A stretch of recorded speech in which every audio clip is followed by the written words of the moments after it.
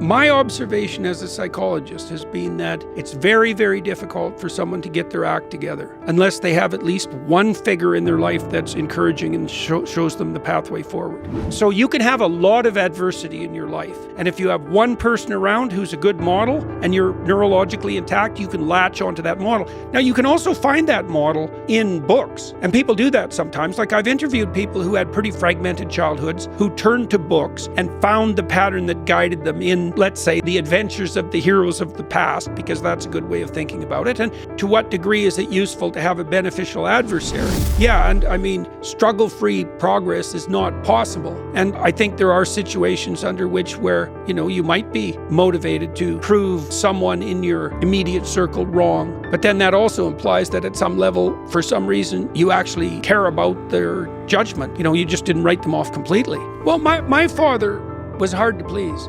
Very. My father was always willing to approve of the things I did that were good, although he was not effusive by any stretch of the imagination, and the standards were very high. Now, I was probably fortunate for me, and it does bear on the question you're asking. It's like, if you want someone to motivate you optimally, God, it's complicated because there has to be a temperamental dance between the two people. Like, what you really want is for someone to apply the highest possible standards to you that you're capable of reaching, right? And that's a vicious dance, because you have to have a relationship with your child to do that properly. Because if you want to be optimally motivating as a father, you keep your children on the edge. It's like, you might not reward something in your child that you would think would be good in someone else because you think they could do better. And so my father was pretty clear about the idea that he always expected me to do better. And was that troublesome? It was like, I felt often when I was young that there was no pleasing him. But I also knew that that wasn't right, see, because I could remember, especially I think when I was very young, that I did things that he was pleased about. I knew that was possible. So it wasn't unpredictable and arbitrary, it was just difficult.